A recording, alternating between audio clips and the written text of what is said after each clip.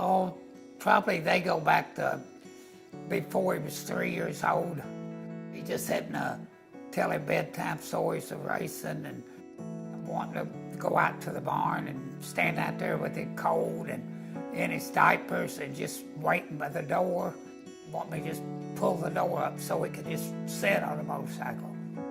Racing a little bit past 3, and but we started practicing certain things at about 2. That's about where it started back then. That to me was his work habits. I mean, since a little kid, first one to track, last one to leave, and just couldn't keep him off. I'm talking about on practice tracks, just at home, and the training and the work habits, and it's just, world champions is something different about it.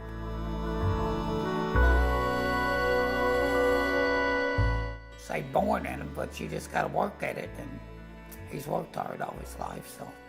I know when we was young, I would tell him stories about Wayne Rainey, Freddie Spencer, and King Kenny, and I'd always tell the story, and if he didn't win the race, I'd have to tell it all over again.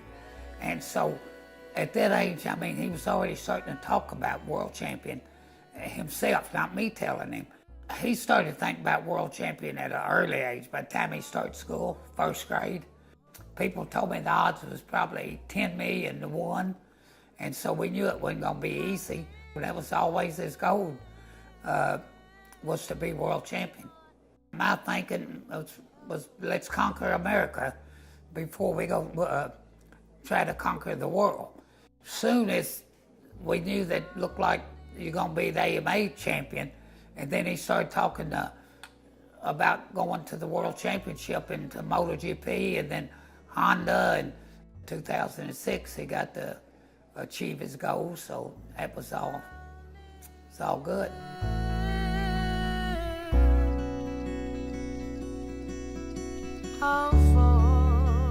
I see in his interviews, he said my family was there, all 3 of my sons, when they win races and stuff, if we're there, they always say, and the most important thing, my family was here.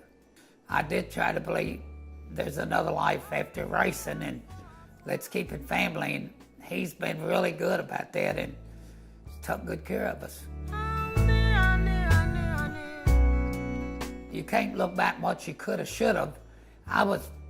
In my mind, I was kind of thinking maybe a couple years quicker than he did, but I knew he wasn't happy racing for 15th and be the first in some other class in there.